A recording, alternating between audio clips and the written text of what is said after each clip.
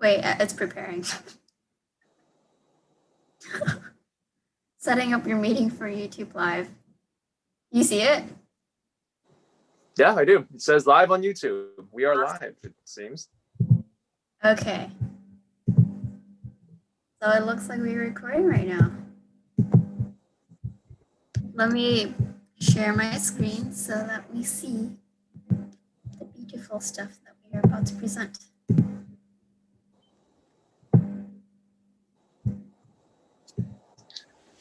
All right. Thank you everyone for coming to Breaking into Agile Management with Mason Tong, an Agile delivery lead from Capital One. I'm Lillian. I'm the LinkedIn Learning Champion. And this is one of the projects that I'm fulfilling as my time within Little Champs 2021. And today is going to be a Q&A session with Mason Tong about his experience in Agile. And in this presentation, I'm going to share some resources on LinkedIn Learning for anyone who wants to dive in more into Agile and Scrum and change management.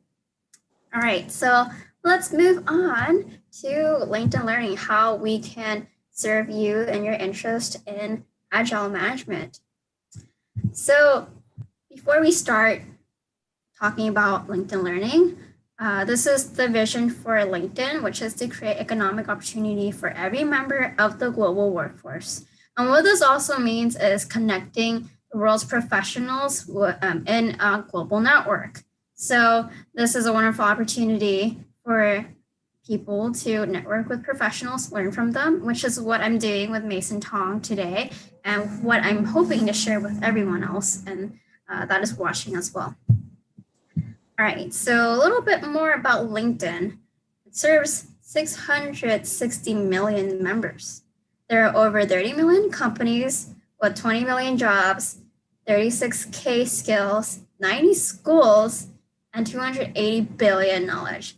I want to emphasize on the skills and the knowledge part because that's what LinkedIn Learning is going to help you with. We are going to, the platform itself have videos and certification courses that can help you up-level your LinkedIn profile and make you more marketable in the marketplace. A little bit more about LinkedIn Learning. As I mentioned before, it is an online platform that offers over 11,000 courses taught by industry experts on topics including business, leadership, creative, and technology. Whatever interest that you have in, there'll probably be videos on it.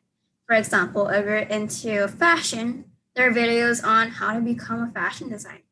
If you're into leadership, you'll find best practices on leadership and in the virtual setting on LinkedIn Learning as well. If you're into television, you'll find topics such as how to break into TV. But today specifically, we will be talking about Agile. So just to wrap things up, it's the pathway towards getting your internship and also your job opportunity. It's more complex than ever because there's high competition in the job market and there are new emerging skills and technology that is disrupting the traditional career path. So with LinkedIn Learning, we partner with many universities and colleges, including UC Berkeley, which is where I attend and where I'm representing. We are offering students free access to LinkedIn Learning so that you guys can stay competitive, learn new skills, and stay up to date with the new technology that is emerging. So with that said, we encourage whoever is watching to utilize LinkedIn Learning to up-level your existing skills, learn how to learn about your new interests, and to even improve your interpersonal skills. I want to share some resources with you guys. So here is some Agile essential courses. These are the types of videos that you watch on LinkedIn Learning to get your certification. After you complete this, you can have a certification under your LinkedIn profile. There is a license and certification category where you can say, oh, I took this class and completed Scrum Advances or Change Management Foundations, things of that matter. But if you don't want the time commitment and you just want to get started with Agile, see if you're interested in it, there are also videos, short videos on for Agile Essentials. So this includes, as listed here, Introduction to Servant Leadership, Agile Methodologies, Agile Mindset, and all these wonderful things that you see on the screen. And in the chat, I am sending you the links to these playlists so that you can have easy access to get started on learning about Agile Essentials. All right, moving on, here we will have our Q&A session with Mason Tong. I'm gonna stop sharing my screen right now really quickly. All right, take it away, Mason. And thanks, Lillian. Yeah. If you can tell us a little bit about yourself, that'll be really wonderful. Sure, I'd be happy to. And first off, I wanted to thank everybody for being able to tune in and taking time out of your days to join us. I'd like to also echo what Lillian has put forward, in that LinkedIn Learning does provide a ton of great resources. My own path has been enriched by the experiences and the materials and resources that LinkedIn has put out there. So if you haven't taken a chance to look through these, please do so. They are available and they're great assets to utilize. So with that being said, a little bit of myself is that I am, again, a Agile delivery lead with Capital One. I have been with Capital One for a little bit over 9 years now. And I've been in several different roles, everything from customer facing, service to operations, and now currently working with our enterprise platforms and products team. So we do a lot of software developments. I work daily with our teams here in San Francisco on a lot of the back-end programs that make Capital One a leading and competitive service provider in the financial industry. Thank you so much for that introduction, Mason. Man, 9 years at Capital One, that is really incredible. I did look at your LinkedIn profile, and I actually am very curious. How did you go from working at the Capital One Cafe to being a Scrum Master to now being promoted to a new title of Agile Delivery Lead? Can you talk a little about that with us? Certainly. And so the cafes were my first entry into Capital One, but it's certainly not my first job in the spirit of project management or any sort of management, because I know that nowadays a lot of people are curious about how management skills can enrich their own professional development. So I originally, after going to UC Davis, I was a UC Davis graduate back in 2010. I was working in as an assistant manager at a restaurant in the food industry for quite a while, very proudly. However, at a certain point, felt that with my college degree after graduating, that I was ready to move into finance. I was a sociology major, and I decided that an opportunity that arose and was given to me by one of my friends talking about the cafes really interested me a lot. I found it was a great overlap of both food industry, customer service, and moving into, lo and behold, getting more of a project management experience. So interesting enough, that's what really drew me.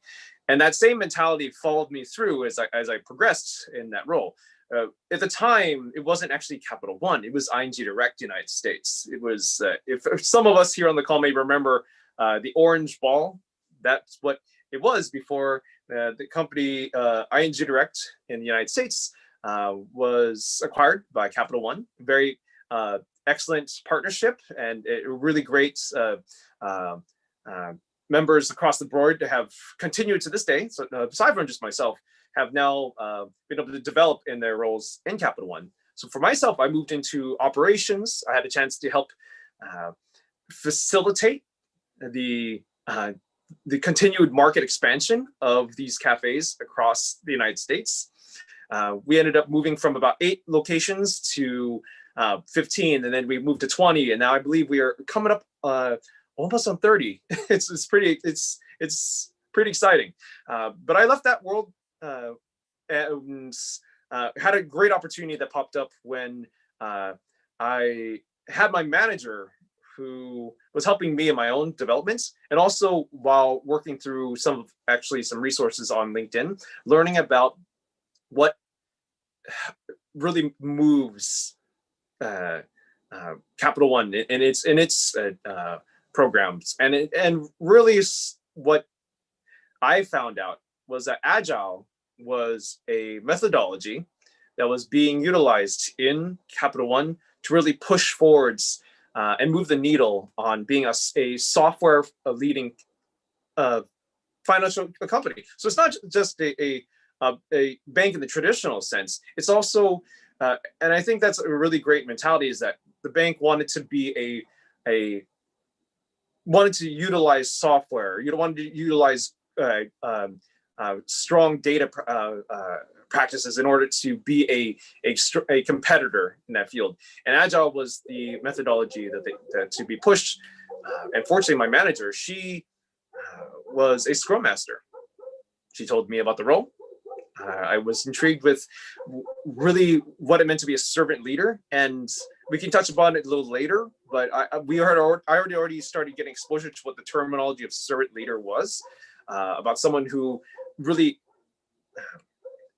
exemplifies the idea of raising up others, not someone who proverbially is behind, cracking the whip and saying, "Oh, you do this better," or you need to step up your game, but rather someone who's in the weeds with you and is leading through example, leading by empathy, and is someone who's there really coaching you through to become a better professional and a better person. So that's the exposure that I had from my manager, who was a Scrum Master. She was a certified Scrum Master.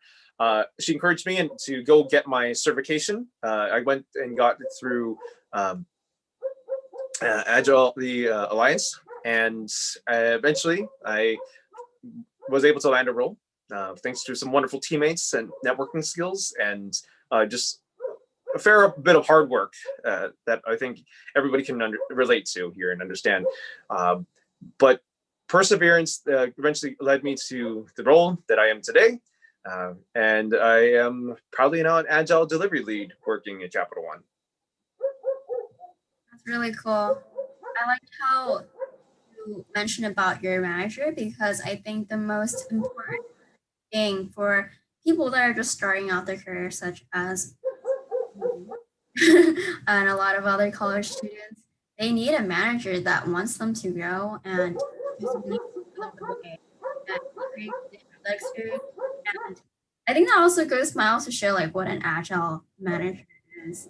People that want to serve others and servant leadership aspect. Mhm. But we can talk about that a little later. For anyone who's Sure, certainly. who wants to learn more about servant leadership, that is one of the courses that is on the LinkedIn playlist.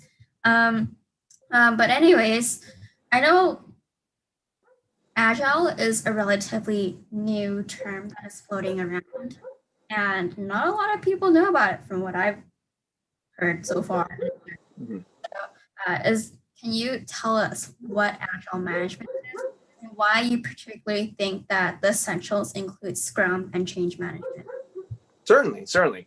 Agile, in short, is really just the ability to handle change. How do you deal with it? How ultimately you're going to succeed in the face of change? And right now, all of us can feel that, whether it's in the workplace or at home. We're surrounded by change. So of course, the professional environment is no different. So Agile and the Agile Manifesto and all these different things, and you may hear again a lot of different buzzwords. Ultimately, it's a methodology based around some core principles that build out this framework. And from there, the whole idea about adaptiveness, responsiveness to change, and delivering value comes through. I think that it sounds like such a fundamental idea, but the reason why it's not so well known is that it's actually a relatively new collection of thoughts. Each one of them are truisms, but collected into a package that should be understood and delivered to people to be able to champion. That's new. That was only done within our lifetime, and within the last, depending on where you're sourcing it, whether you're looking at it from a software standpoint, you could even say, oh, it's only happened within the last 20 years, 20, 30 years, if you want to be a little more stretching out, but very recent.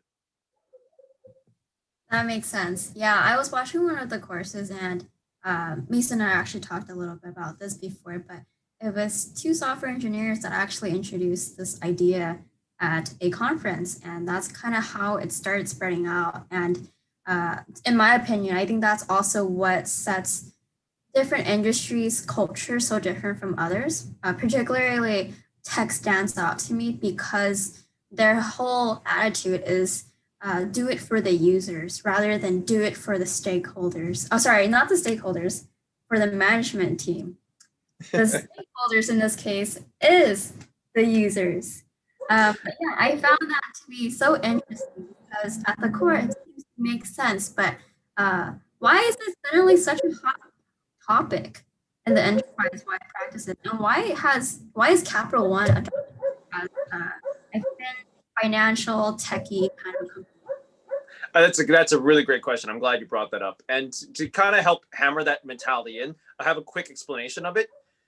There's a story, and it's kind of a cute little allegory to the whole what I want to explain is that, and it's described in almost like a fairy tale setting where a chicken and a pig got together, and the pig proposed an idea to the chicken saying, "Hey, let's start a restaurant.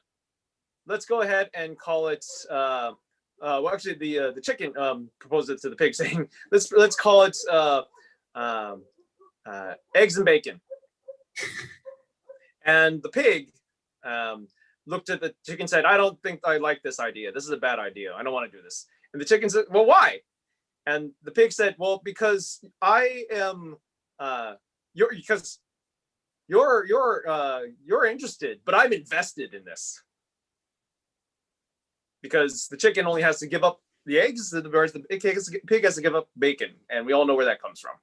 So this idea of Agile is that it is trying to understand the sentiment of the pig. We in this kind of mentality, the lesson of the story is that Agile wants to capture the understanding of what it means to be the developer, and also be the customer.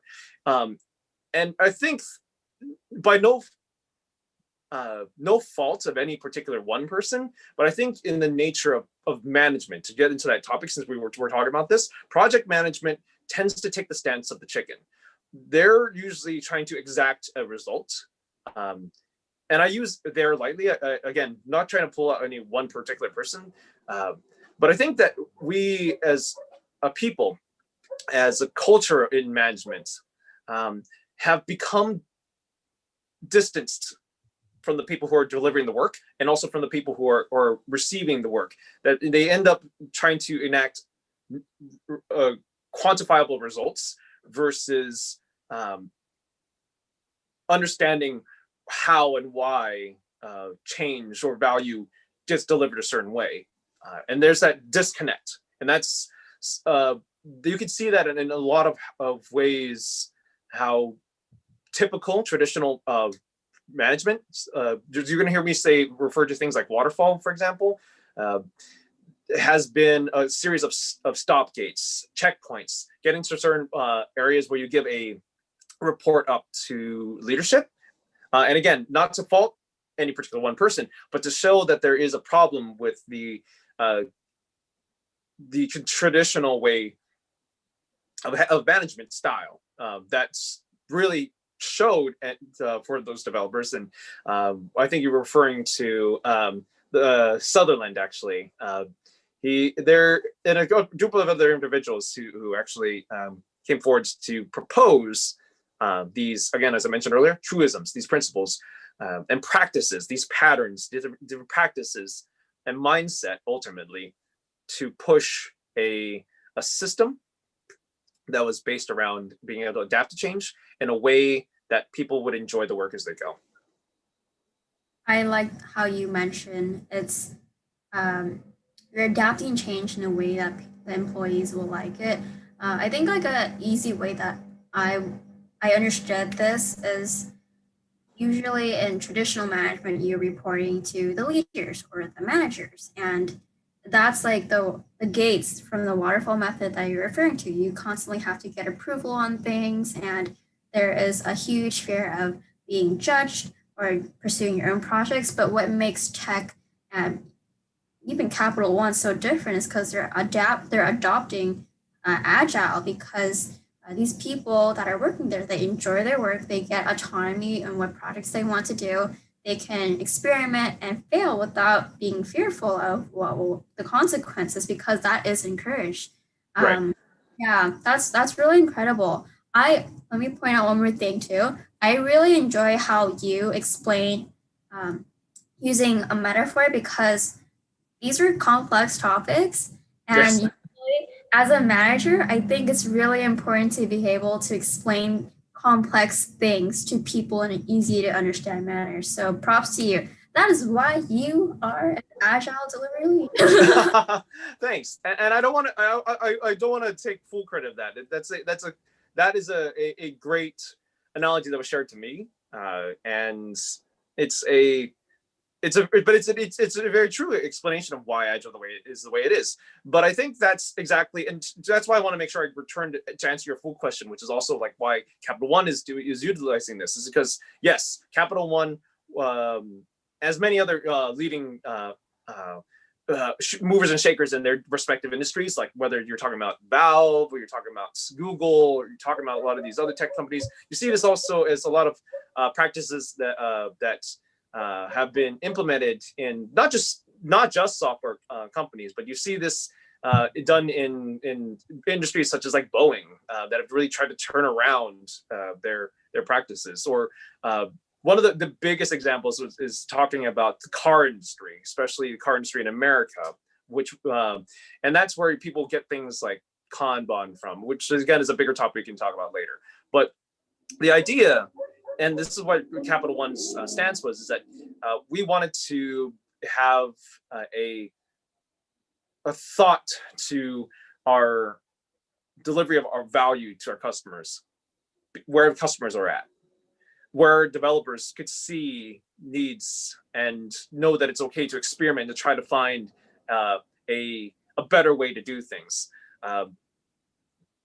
Like you can look at the industry and say, all right, big companies for banks out there, because Capital One's very young, actually. Capital One still has the same CEO and founder, Richard Fairbanks, whereas a lot of these other big banks that are not, they've been around for a long time.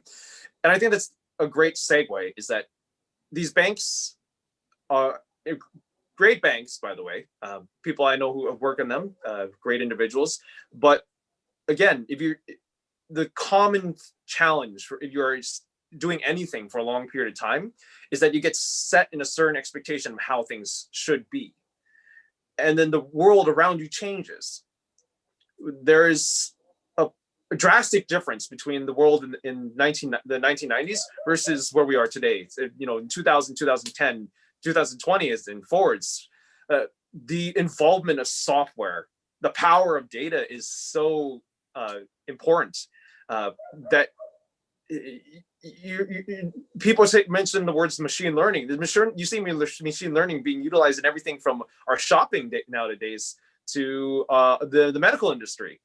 It's everywhere. So software is a very powerful field that industries have to recognize. And why can't our financial industry benefit from that? And that's where Capital One really wanted to be. And we're looking at the software industry, they wanted to utilize Agile. Ah, okay, that makes a lot of sense.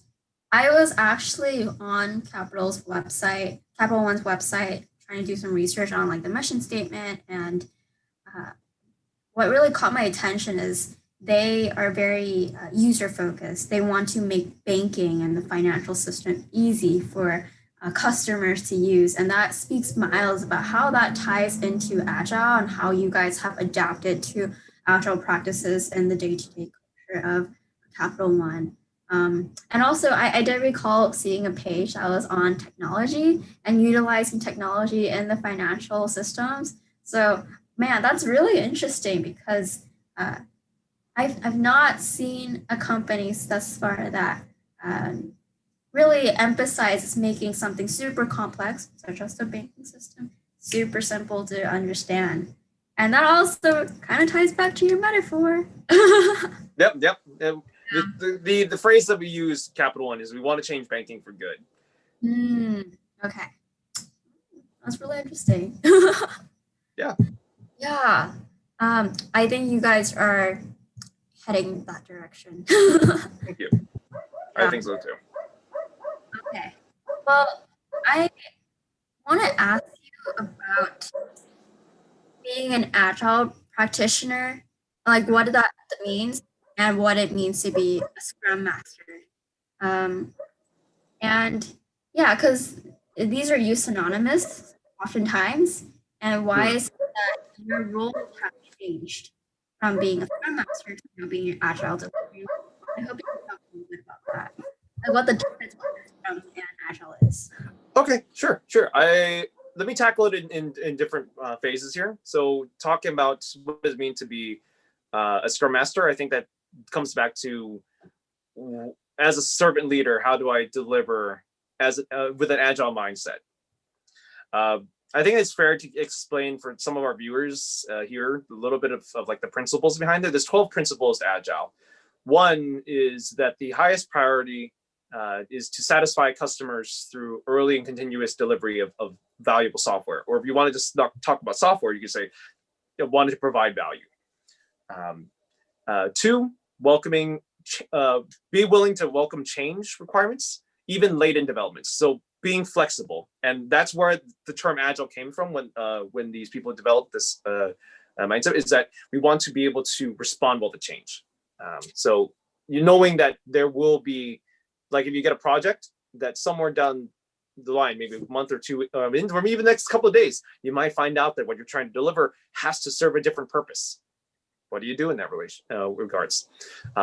Delivering working software, or again, trying to deliver a working end-to-end example of your product from a couple of weeks to a couple of months, within a preference to shorter timescales. So thinking about how do we have iterations of work?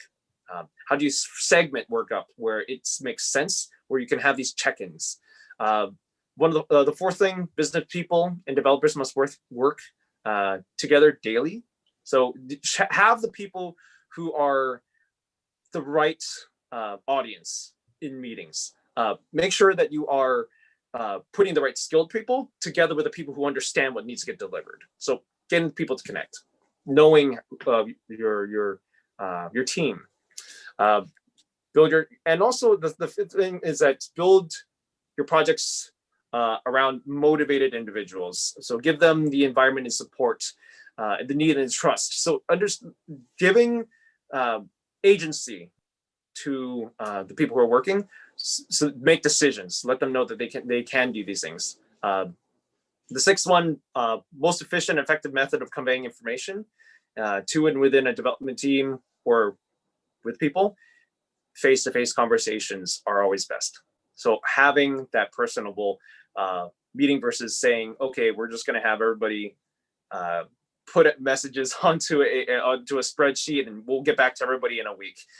Have decisions face-to-face, really have that connection there. That's another practice that as a servant leader, as Scrum Master, I would, or someone else would, that like a Scrum Master, she would want to implement. The other ones would be, well, the seventh one is technically, it comes from the term like of making sure that working software is the best primary of progress. So you don't really say, oh, okay, let's make all these crazy explanations of what it means to be successful. Just say, okay, this is working, we're delivering something that does a purpose. For example, you're trying to build a car. Well, let's not really think about a car. Let's think about why you're trying to build a car. Person wants to get from point A to point B. Okay, well, maybe what they actually need isn't a car, but maybe it's what they're trying to get is a scooter. Or maybe what they need is a jet, and that changes the whole explanation. Think about what you present to someone. That should be working, and it should serve that purpose. And as you go, you can iterate it. Make sure that you have sustainable development, that all the developers, users are able to maintain constant pace indefinitely, making sure that people aren't getting burnt out. As a Scrum Master or an Agile delivery lead, as we'll get to, I would want to make sure that the environment is sustainable, meaning that I want to make sure that everybody's not getting burnt out, that people are getting the resources that they need, they're getting the time to actually work on work, and that they are getting the help when impediments or things that are blocking them from delivering value are able to get addressed, and we were able to swarm on them. The last three, so continuous attention to technical excellence, good design. These things is that if you got technology out there, don't reinvent the wheel. Figure out how you can utilize things that work well already. For example, look at this is a great example of actually an agile mindset. Uber. It's based on very simple code. Anybody here who's viewing right now can tell you right off the bat, Uber is not a very complex design. It takes a map design. It allows you to track pace with a GPS and a timer. There's not much to it, but they combine these things together. In fact, I think they actually used a lot of the APIs, or some people who are not software developers here, but the actual code that's within the public domain, which is to say, again, you're not reinventing the wheel. You're using excellent technology already. And if you're not doing technology, what practices are working for other people? Look at other businesses. Look at how other teams are working, other people. There's nothing wrong with honoring a person's efforts by trying to iterate on their successes and really push your team forwards. As long as it's the idea that will enhance your agility, like being able to put those practices, put those principles into practice. The last one's simplicity. Keep things simple. Keep it simple. That's ultimately going to maximize the amount of work.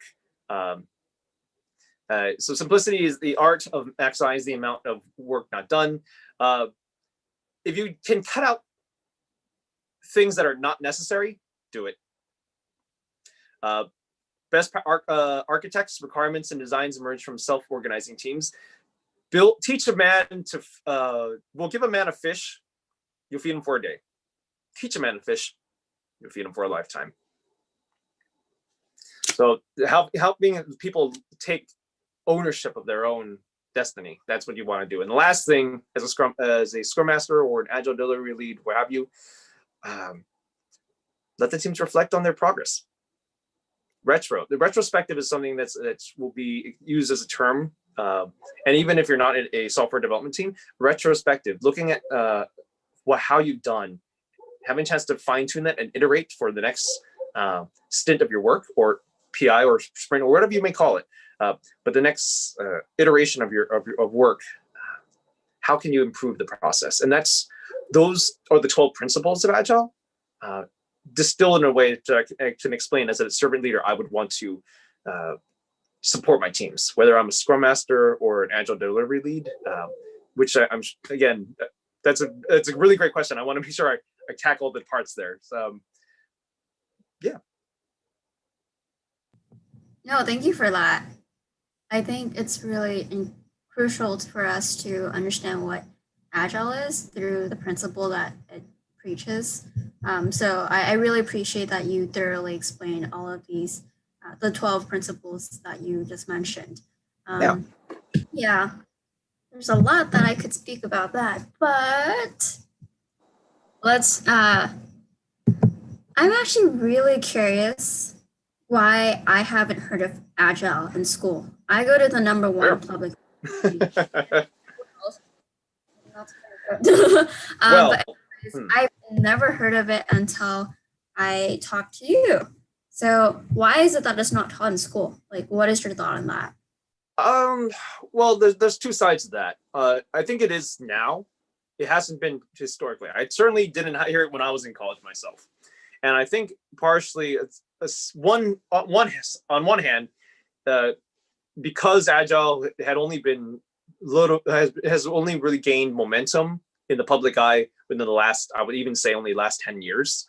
Uh, it's certainly been around longer than 10 years, but I feel like it's certainly become more prevalent with its successes with within, for example, just alone Google, that people now understand, are asking about what it is and how do I get someone trained in it. Schools haven't really pushed it because it, even when its onset, even when it was starting to gain some speed, Agile was usually seen only in the light of software development. People working with a lot of code, or doing computer science per se. They were thinking about programmers. That's I personally am here to, and this is just my again my personal stance, is that Agile is easily translatable to many other industries if you understand the principles correctly, and you know the right uh, uh, practices that could benefit your job or your role or your team. I think that universities have great curriculum and great instructors, and they really are a testament to provide the resources to generations to come. But taking on learning, I think what universities do is they that, at least from my experience, has been to prepare you for the workplace or to prepare you for a specific set curriculum or skill set. There we go, a skill set that to cover something that's a little newer is hard, because oftentimes the materials that universities are getting, or the training that has been, is, I wouldn't say behind, but I would say it taking on new, learning these new things that are in the workplace at the moment takes a little time for to translate for materials for universities. I think now universities are starting to push this kind of training, but they usually leave it for like even right now I'm thinking about technical developments, individuals who have come from different universities into Capital One or other business for that matter. They usually will give you a little bit of training, but expect you to learn it on the job. Yeah, I can speak to that actually. I literally just had a conversation with a colleague um, who just started off at Cal, but didn't find much value in the classes thus far.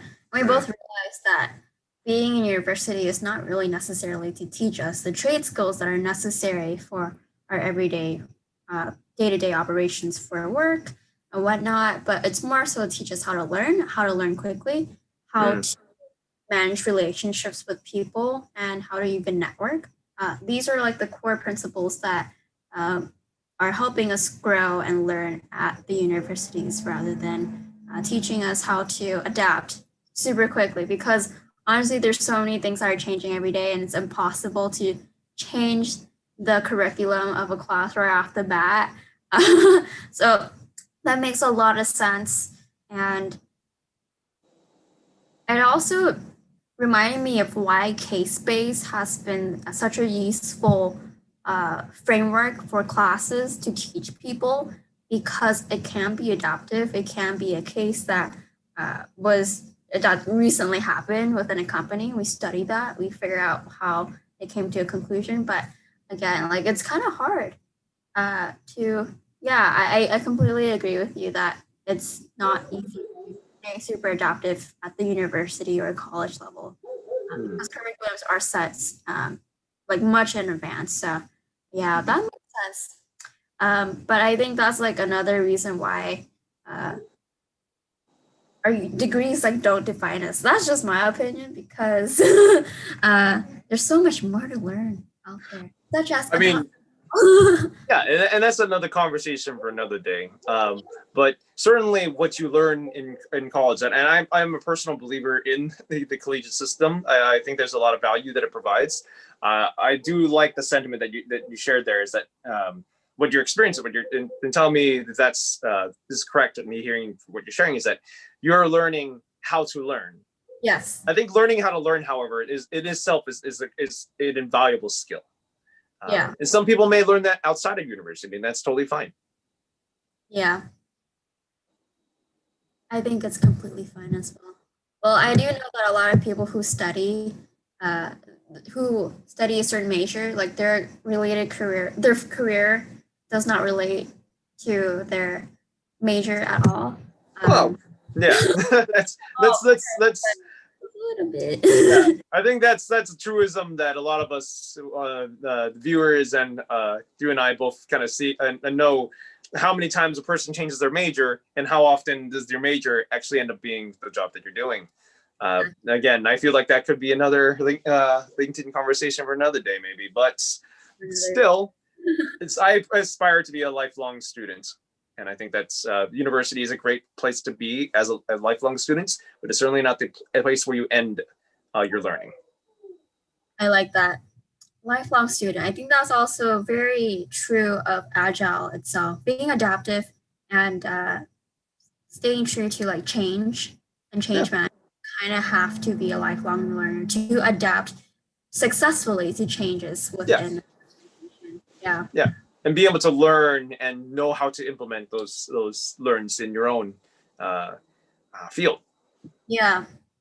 Well, Mason, I have two more questions for you. So the first one is, what's the difference between your role as an Agile lead versus a traditional product manager? That's a great one, actually. So,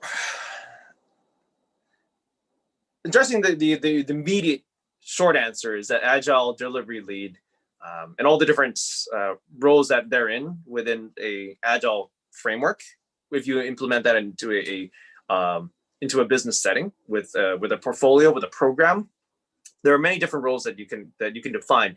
They get specialized because they focus on a specific deliverable at different levels. So whether you are a Agile delivery lead working with teams to work on a feature or component, like my team is, and with the different development teams that I work with, because I work more than one as an Agile delivery lead. So in essence, if for those who have done a little bit of homework or curious, is that I scrum more than two other teams. So I work with several teams, but a project manager and project managers we still have project managers in Capital One. It's just that they now fill a different type of niche. What their responsibilities and their expectations are different. So as an Agile delivery lead, my focus is to protect the principles and make sure that those get adopted by our teammates across the board, across our program. So I'm trying to, in a sense, teach these principles. The project manager, he's or she or they would be the person I'm working with. They are trying to deliver a project's value to the stakeholders, to our customers, whether it's an internal customer, for example, it could be another department within the bank, could be wanting to have our software development teams create XYZ program. Well, the project manager would be in charge of that program of XYZ, trying to get XYZ because our stakeholders want XYZ. As a Agile delivery lead, I would be helping the team, facilitating them so they could decide how to make XYZ. Do they want to have XYZ in cursive? Do we want to have XYZ in blue? Do we want to have XYZ as capital letters or undercase letters? That decision should be left to the teams that I, as an Agile delivery lead, are helping lead. I let them figure out what would be the best value. We don't leave that to necessarily the project manager, although we would communicate it to the project manager saying, okay, stakeholders want 3 letters. They have to be the end of the alphabet. And And we ideally want to have X as the beginning of it. Okay. I, as the Agile delivery lead, then would be working with my teams, explaining those requirements and helping them give estimates and ideas of when they could deliver X, when they might deliver Y, and might deliver Z. But it would be in a way of saying, okay, we can develop this product or service that gives the base minimum value based upon those requirements given from the project manager, who is translating those from the stakeholders, from whether it be leadership or program customers, like the enterprise customers, like you and I from data here at home, because we have a full alphabet, but we're missing the last 3 letters of the alphabet. We want to have those last 3 letters. That's a really great explanation. So what I'm seeing is the product manager or the project manager, they are the people who are executing things, who are making the decisions. But as an agile lead, you are the person who is providing the structure and the foundation and the facilitation of how these decisions are being made. That's a really great distinction. Thank you for answering that. So the last question is, what industries do we see Agile implemented now, and what industries do you foresee that it could be implemented in the future? So, well, as I mentioned, software development was where it began, where it had begun. But you also see Agile principles and methodologies having really taken hold in the manufacturing industry, cars, planes, the medical field, how you are providing a product. And I think that little snippet alone is a good way to explain it, that it actually can go anywhere. As long as you are trying to develop something new or trying to develop something that provides value to a need for customers, and it's exists in the ecosystem where you as a customer may not have the explicit spelled out, hey, I want to have this XYZ color blue, I want to have it specifically this like font, I want to have it in Helvetica versus Times New Roman. You may not know, but you may realize that, hey, actually I really like having this in Algerian, like and I think aside from software development and manufacturing, as long as an industry provides some sort of product, Agile can flourish, because and this is kind of bringing us all full circle, is that us living in a world full of change, where things will whether they will change because of time, change because of the needs, change because of your scope of what we can deliver versus what we want. Agile can work. I feel that you could see this in things such as the movie industry, entertainment industry is great.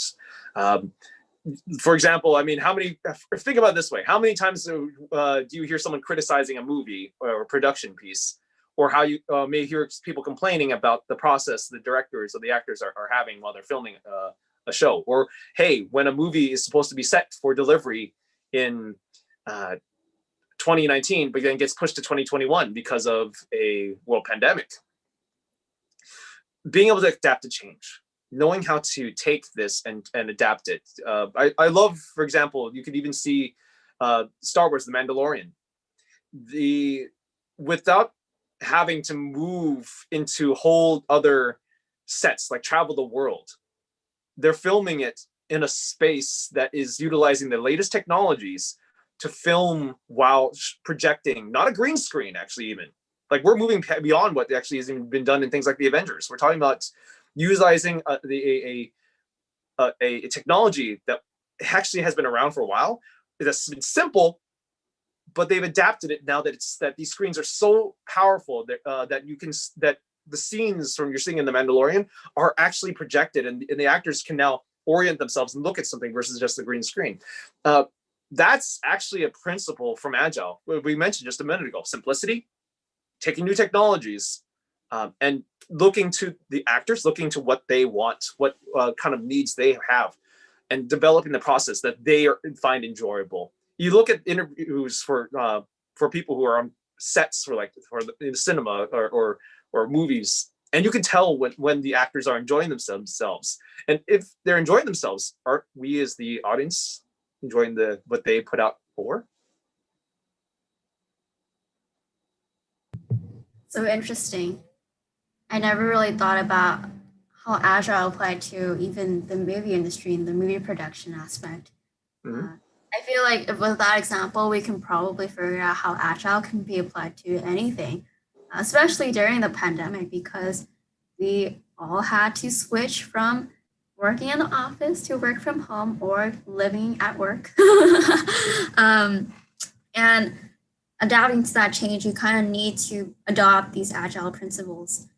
So, in short, I think Agile is going to be more prevalent in the future, regardless of whether people actually use the term Agile or not. I think the idea behind it was probably going to stick around for a long time to come and be more adopted over in many companies and many industries. Well, thank you so much, Mason. I'm going to share one last screen that I want to share with you all. Okay. So if you enjoyed today's talk with Mason, there are more professionals that we're going to have on in this Q&A with a professional speaker series. So stay tuned for that. But with that said, please give a round of applause to Mason, because he did a wonderful job explaining such a complex topic such as Agile with all of us. And he has had some, he knows what he's talking about. Let me just say that. He knows what he's talking about. Lastly, if you guys have any more questions, please reach out to me, because I am still a LinkedIn Learning champion or ambassador for the coming months. And if you want the playlist, if you want me to go over what Agile is, feel free to reach out, and feel free to connect with Mason as well. I am sure he is super willing to help the next generation of students, and that is going to eventually take over the world. No. For the better, I hope. I think that's I think that if you have to say it that way, not insinuating anything. But I do want to thank you, Lillian, for facilitating this session. I'm really glad that you had considered having me, and I was very excited to partner up with you on this project. I was very glad to work with you on this. Of course, I personally learned a lot too about Agile, and I found so much value in this call. Thank you, Mason, for taking the time out of your day to do this. You are going to help a lot of people with this call. I certainly hope so. Thank you. All right. That is all for today, guys. Please have a great, wonderful, please have a great rest of your weekend. Have a wonderful holidays with your family. Please stay safe and healthy during these times. And lastly, thank you